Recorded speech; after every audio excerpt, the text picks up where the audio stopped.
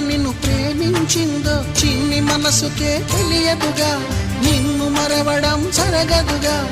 ఎందువల్ల నువ్వు కాదన్నావో ఎదురు ప్రశ్నలే వేయనుగా, ఎదురు చూపులే ఆపనుగా.